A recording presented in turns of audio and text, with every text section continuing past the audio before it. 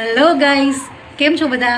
આજે તો સવારનો બહુ જ સરસ વરસાદ પડી રહ્યો છે અને વરસાદ પડે એટલે સૌથી પહેલાં સુરતીઓને તો ખાજા જ યાદ આવે. તો આજે આપણે પણ સુરતના ફેમસ સુરતી ખાજા બનાવવા જઈ રહ્યા છીએ. તો ચાલો, મમ્મી કંઈક તૈયારી તો કરે છે, આપણે પહોંચી જઈએ ફટાફટ. ચાલવા જોઈએ મમ્મી શું કરે છે. શું કરો છો મમ્મી? હાય, આજે આપણે સુરતના ફેમસ સુરતી ખાજા બનાવવા જઈ રહ્યા છીએ. તો ચાલો આપણે બનાવીએ. આપણે આ જોઈ લઈશું. આ મેંદો છે, 1 વાટકી તેલ છે, આ મરીનો પાવડર છે, પછી આ આપણે શેકેલા જીરુંનો પાવડર છે. એ બધું આપણે નાખીને ચાલુ કરીએ. ચલો ફ્રેન્ડ્સ, આ આપણે 4 વાટકી મેંદો લીધો છે. આ 3 વાટકી આમાં છે અને 1 વાટકી અલગ રાખ્યું. એનો આપણે સાટો બનાવવાનો છે. તો ચાલો આપણે સાટો બનાવવાનું શરૂ કરીએ. આ આપણે સાટો બનાવવા જઈ રહ્યા છીએ. એમાં એક પેનમાં અડધી વાટકી તેલ લેશું અને એમાં જે મેજરમેન્ટ છે એ જ વાટકીથી આપણે મેંદો નાખીશું અને આપણે શેકી લઈશું.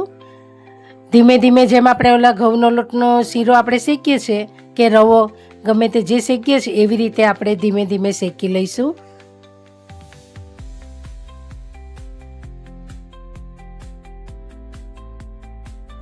આપણે શીરા જેવું ટેક્સચર થાય એટલું શેકી લેવાનું છે, બ્રાઉન થાય એટલે. અને પછી આપણે એને ઠંડુ કરવા બાઉલમાં કાઢી લઈશું. હવે આપણે આ શેકાઈ ગયું છે.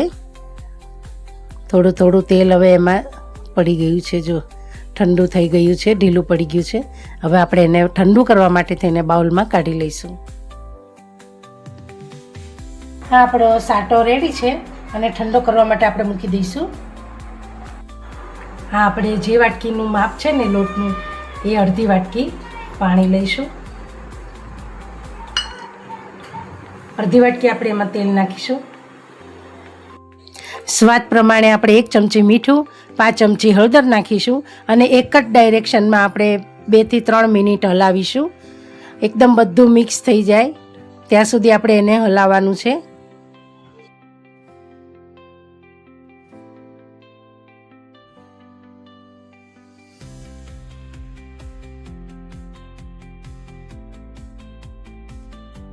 મિક્સ કરી દેવાનું છે. તેલને પાણી બેવ એટલે એનો કલર ફરી જશે અને એકદમ હલાવીશું એટલે મિક્સ થઈ જશે. જો એનો કલર પણ ચેન્જ થઈ ગયો. હવે આપણે બંધ કરી દઈશું. ઠંડુ થવા દઈશું. ત્યાં સુધીમાં આપણે પ્લસ સાટો ઠરી ગયો એની પ્રોસેસ કરી લઈએ. એમાં આપણે 2 ચમચી મીઠું નાખીએ, 2 ચમચી મરી પાવડર નાખીશું. આપણે જેવું તીખાશ ખાવું હોય એ પ્રમાણે આપણે નાખવાનું. 1 ચમચી શેકેલા જીરુંનો પાવડર. આપણે જે સાટો શેકો છે એનું ટેસ્ટ પ્રમાણે મીઠું અડધી ચમચી જેટલું નાખ્યું છે. આપણે આને મિક્સ કરી લઈશું એકદમ હલાવીને. જો આપણે વધારે તીખું ખાવું હોય તો વધારે મરી નાખી શકીએ.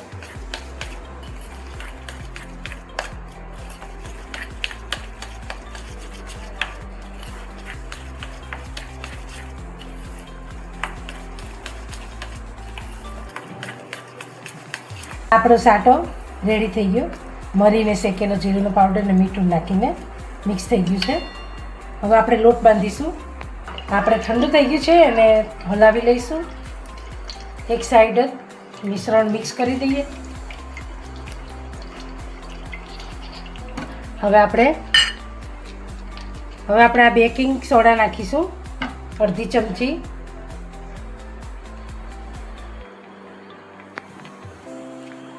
અડધી ચમચી બેકિંગ સોડા છે નાખીશું.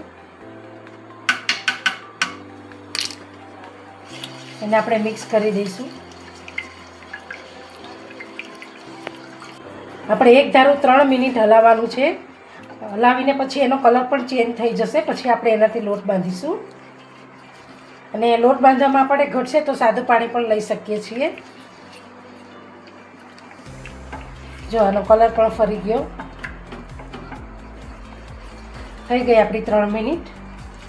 હવે આપણે આ બધું મિશ્રણ છે ને એ આમાં નાખી દઈશું લોટમાં. આ લોટ આપણે રોટલી કરતાં પણ ઢીલો બાંધવાનો છે.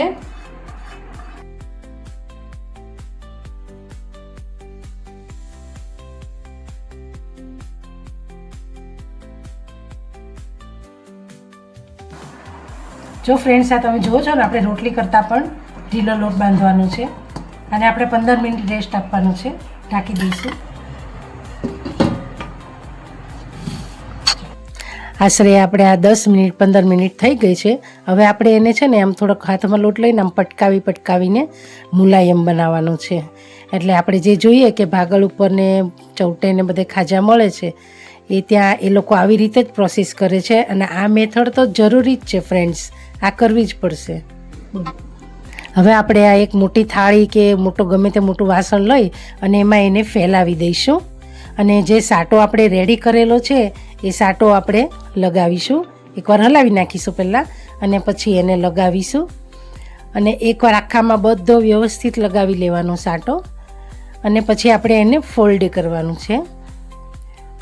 ધીમે ધીમે લગાવી અને આખું હવે આપણે એને ફોલ્ડ કરી દઈશું. ફ્રેન્ડ્સ, આ મેથડ પણ જરૂરી છે કેમ કે એમાં લેયર પડે. જેટલા આપણે આ વધારે કરશું ને ફોલ્ડ, એ પ્રમાણે વધારે લેયર ખાજામાં થશે. હવે આની ઉપર પણ આપણે સાટો લગાવવાનો છે. જો ફ્રેન્ડ્સ, તમે આમાં જુઓ છો, આવી રીતે જ લગાવવાનું છે. પછી પાછું હજી એકવાર આપણે કરી લઈશું. જ્યાં સુધી આપણો સાટો છે ત્યાં સુધી આપણે આવી રીતે ફોલ્ડ કરી અને લગાવીશું. ફેલાવતા જવાનું છે અને લગાવવાનું છે. ઇઝી છે બહુ, એટલું બધું કંઈ અઘરું નથી. બની શકે છે ઘરે. ચોખ્ખાને સારા બને છે. આપણે 5 થી 6 લેયર તો આપણા સેજે થઈ જ જશે આવી રીતે. અને જેમ આપણે આ લગાવીશું ને ફોલ્ડ કરીશું ને આમ ફેલાવીને, એમ એના લેયર ખૂબ સરસ થાય છે. 5-6 પડના લેયર થઈ જશે અને ખાવામાં પણ સોફ્ટ અંદરથી અને ઉપરથી ક્રિસ્પી એવા મસ્ત બાર જેવા જ બને છે. ખૂબ સારા બને છે. આવી જો 5 થી 6 લેયર આપણા થઈ ગયા છે. ફ્રેન્ડ્સ, તમે જુઓ છો આવી રીતે. અને આપણો સાટો પણ પૂરો થવા આવ્યો છે. પછી આવી રીતે ગોળ ગોળ વાળી લેવાના છે. ગોળ વાળી અને પછી આપણે હવે બધા એના લુવા બનાવી લઈશું. બધા આપણે લુવા બનાવીને સાઈડ ઉપર એક બાઉલમાં રાખી દઈશું.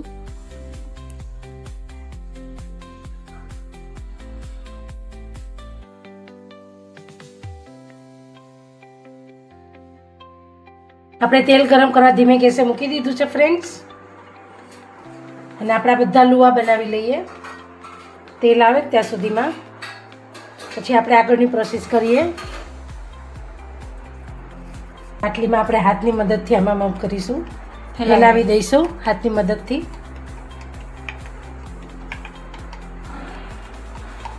અને આપણે જેવી ભાખરી વણીએ ને, રોટલી જેવા પટલા નહીં, ભાખરી વણીએ ને એવા આપણે કરવાના છે.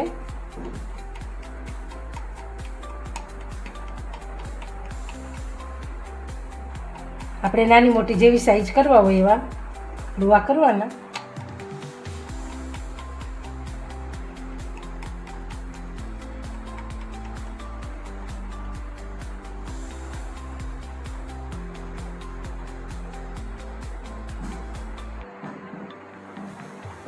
આપણે આંગળીની મદદથી કાણા પાડી લઈશું.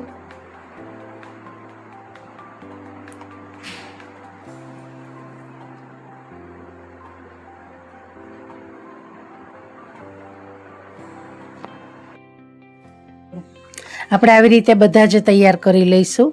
અને એના હોલ પાડવાનું કારણ એ જ છે કે અંદરથી એકદમ કાચા ન રહે, બધા તળાઈ જાય, ક્રિસ્પી થઈ જાય, સરસ થઈ જાય એમ. અને લેયર પણ સારા પડે અને અંદરથી સોફ્ટ અને ઉપરથી ક્રિસ્પી એવા ખાવાની પણ મજા આવે. અને લો ફ્લેમ ઉપર તળી લઈશું. અને નાખીએ ને એ ભેગા નથી કાઢવાના. આપણે એને થોડીક વાર તો અંદર તળાવવા દઈશું, કેમ કે જો આપણે અડીશું ને તો તરત તૂટી જશે.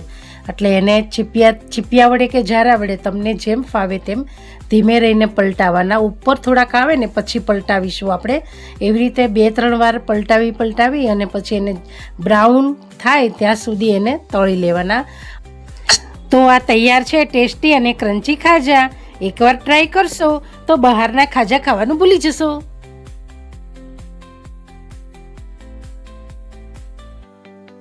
જુઓ, એક એક પડ કેટલું સરસ છૂટું પડ્યું છે. એકદમ માર્કેટ જેવું ટેક્સચર આવ્યું છે.